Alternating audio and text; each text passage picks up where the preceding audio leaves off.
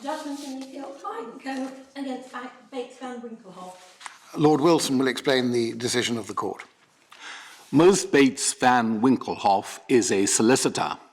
She was a member of Clyde & Co. LLP.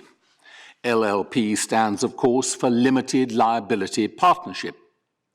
In 2010, when she was performing her services for Clyde & Co. out in Tanzania, she made a report to it in which she alleged that a partner of a law firm there with whom Clyde & Co. was in a joint venture had admitted that he had paid bribes to get work and to secure the outcome of cases.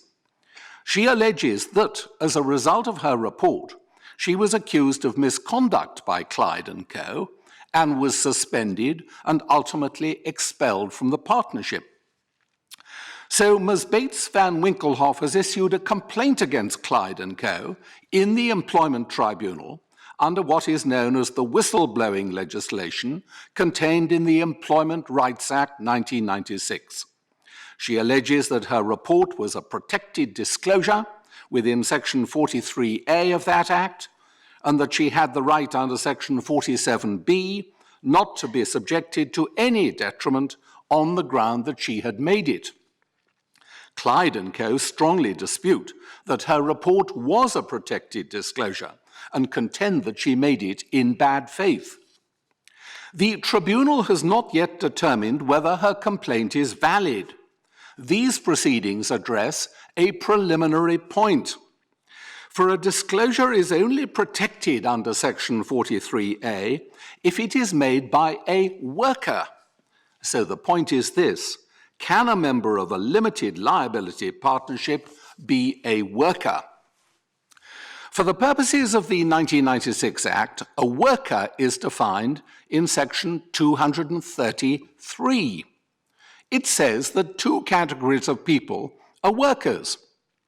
The first category is an individual who works under a contract of employment. Clearly, Ms Bates van Winklehof was not working under a contract of employment. But the second category is an individual who works under any other contract whereby the individual undertakes to do or perform any work or services for another party to the contract whose status is not that of a client or customer of the individual. Today, the court holds that Ms Bates van Winklehof falls into the second category. Under Clyde & Co.'s members' agreement, to which she signed up, she undertook to perform services for Clyde & Co., which was neither her client nor her customer. Lady Hale gives the main judgment in this respect.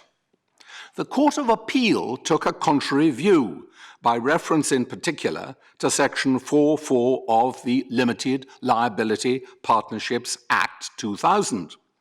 This provides that a member of an LLP shall not be regarded for any purpose as employed by it, unless, if it was a traditional partnership, the member would be regarded for that purpose as employed by it.